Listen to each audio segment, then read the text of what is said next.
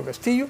Ahora hemos invitado a un penalista como Julio César Espinosa para comentarnos una decisión que se ha conocido hoy, la hemos visto acá hace poco más de una hora.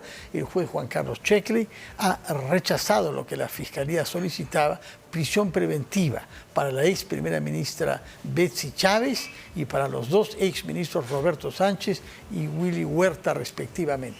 Su opinión sobre esta decisión. Sí, Fernando, encantado. A ver, primero, previsible.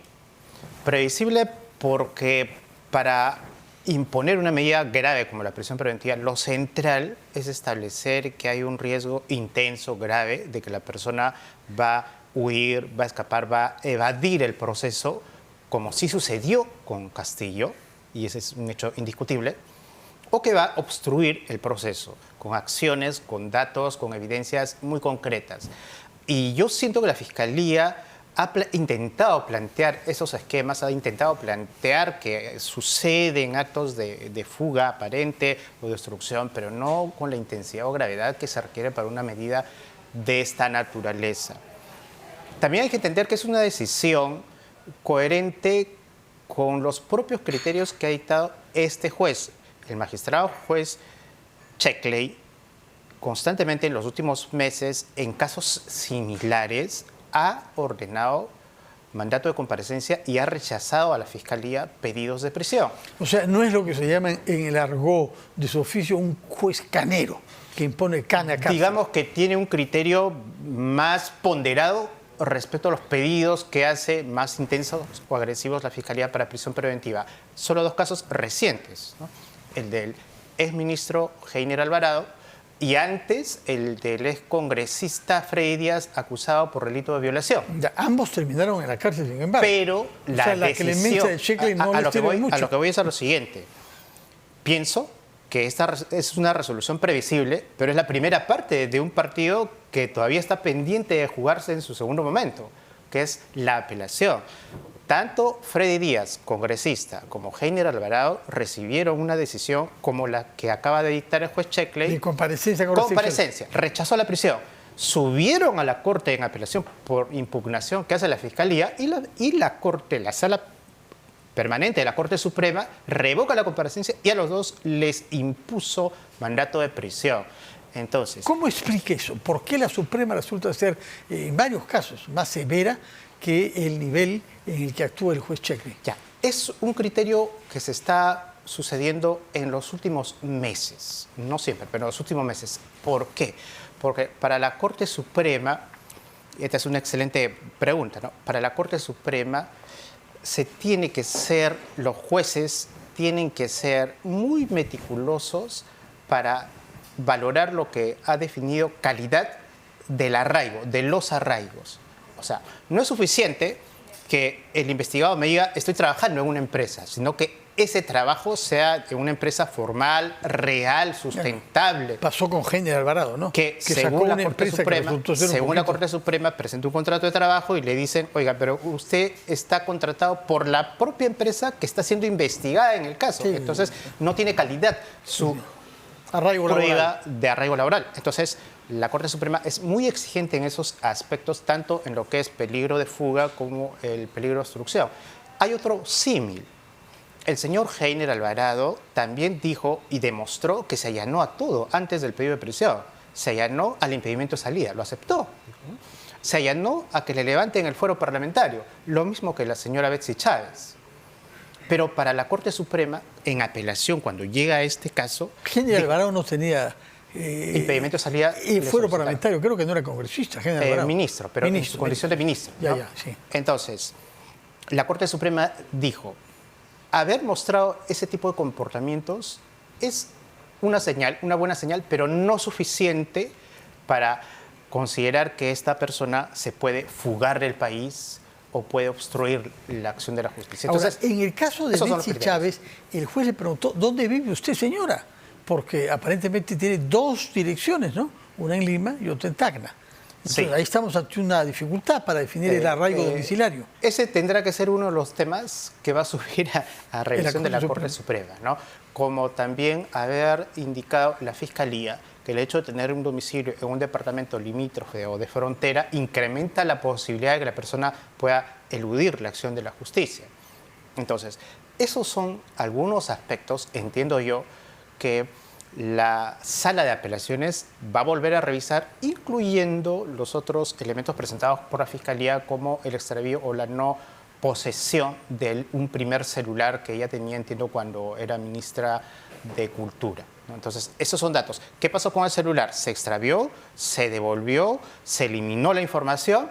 Pues yo estoy seguro que la Corte Suprema, en apelación, va a entrar a ser muy rigurosa en revisar esos aspectos. De acuerdo. Ahora, ¿qué pasa con Aníbal Torres? Porque la paradoja es que los tres que hoy han beneficiado hoy de la clemencia del juez Sheckley eran ministros. Y a ese título tiene un estatuto particular. Pero el señor Torres ya no era ministro, era un simple asesor de la primera ministra. ¿En qué se halla en el proceso con Aníbal Torres? Bueno, él está sometido al mismo proceso, pero tiene mandato de comparecencia porque respecto de Aníbal Torres, la Fiscalía nunca pidió una medida grave. Y el juez no decidió, y hasta donde se sabe no ha modificado esa circunstancia, pero básicamente porque su participación, por lo menos a la luz de las evidencias, otra cosa será lo que la Fiscalía está investigando y lo que podrá revelar quizás en el curso de las investigaciones, pero a la luz de los datos que más o menos se conocen, su participación, podemos inferir que ha sido protagónica, pero las evidencias todavía no aparecen, como sí aparecieron, por lo menos algunas, y el juez Sheckley sí lo ha reconocido. Él dice, la señora Betsy Chávez sí ha tenido una participación proactiva, dice, ¿no? Utiliza esa palabra. O sea, hoy día, si bien es cierto, le ha denegado a la Fiscalía la prisión preventiva, sí establece que hay suficientes elementos de convicción para pensar y establecer que ha cometido el delito de rebelión. ¿Un abogado como usted tiene el tiempo para ver toda la lectura de la sentencia? ¿O hace que se lo graben y lo ve por la noche en vez de ver programas? ¿Cómo hace? Porque, por ejemplo, en un momento dado yo vi al juez preguntar si el presidente de la época, Pedro Castillo, había dado órdenes, por ejemplo, intervengan a la fiscal de la Nación. Un verbo curioso, intervenir. Así es. ¿No? Entonces, órdenes, ¿a quién? ¿Quién va a ejecutar eso? ¿Cómo interpreta usted esas preguntas planteadas por el juez hoy? Bueno, dos cosas. Primero, que las resoluciones de los jueces tradicionalmente en nuestro país se caracterizan por ser demasiado extensas. Usted compara, por poner dos ejemplos de hoy, ¿no? La resolución de esta, que se ha dictado cerca de 2 horas de lectura, versus, por ejemplo, la resolución que ordenó, que le revocó la domiciliaria a Toledo en Estados Unidos por el juez Hickson. 10 minutos. 2 páginas. No, página y media. Puso 3 ideas, las normas aplicables y su decisión. Entonces, pero acá hay 3 personas, ¿ah? 3 personas y hay un golpe de Estado de por medio. Sí, pero a lo que voy es, hay una cultura que nos viene verbosa, muchos años atrás, porque en el ámbito de la juridicidad y sobre todo en las resoluciones somos demasiado formalistas y creo que eso poco a poco está cambiando, por lo menos en algunos casos, ¿ya? Pero lo otro es que en el ámbito de este caso específico y por lo que tú preguntas, las interrogantes que hace el juez y algunos puntos sobre los cuales él quiere tener más información son válidas en una audiencia de estas. Revelan que el juez quiere tener información de calidad para poder decidir. Pero también es cierto que el obligado, el responsable de brindar esa información con la mayor calidad y contundencia posible es la Fiscalía. O sea, si la Fiscalía tiene suficientes datos para presentar un caso sólido para una prisión preventiva, pues el juez tampoco tendría que hacer muchas preguntas porque tendría toda la información sobre la mesa. ¿Cuándo calcula usted que puede llevarse a cabo la audiencia en Corte Suprema?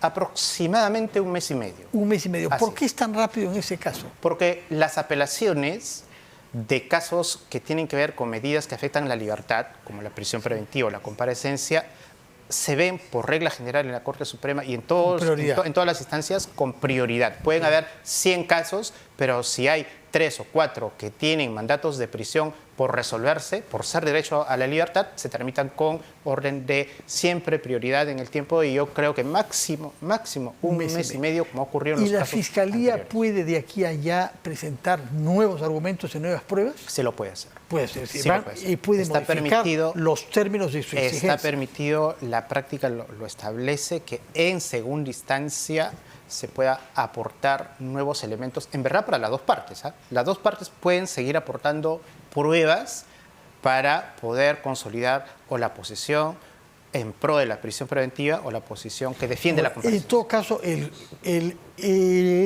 penalista que es usted acepta de base que es inaceptable creer que este golpe de Estado haya sido implementado, decidido y por una sola persona. No, claro, o sea, esta teoría que digamos, siempre la hemos venido discutiendo en los últimos meses, según el cual lo que hizo Castillo es una simple proclama. Como algún eminente colega suyo, penalista argentino, ha sostenido, ¿no? Con gran influencia. Digamos, un buen esfuerzo de hacer activismo jurídico más que de discutir con o sea que no sería evidencia. No sería aceptable por un tribunal serio, por un juez serio eso. Bueno, la Corte Suprema ha fijado ya un criterio, ¿no? Al resolver precisamente los dos recursos de Castillo, ya ha fijado un criterio según el cual los elementos del delito de rebelión sí se presentan. Rebelión, de acuerdo. Julio César Espinosa, por lo que veo, está usted invitado dentro de un mes y medio, cuando tengamos la sentencia de la Corte Suprema para conocer su opinión. Encantado. Ojalá que las cosas se hagan con la rapidez que usted lo dice.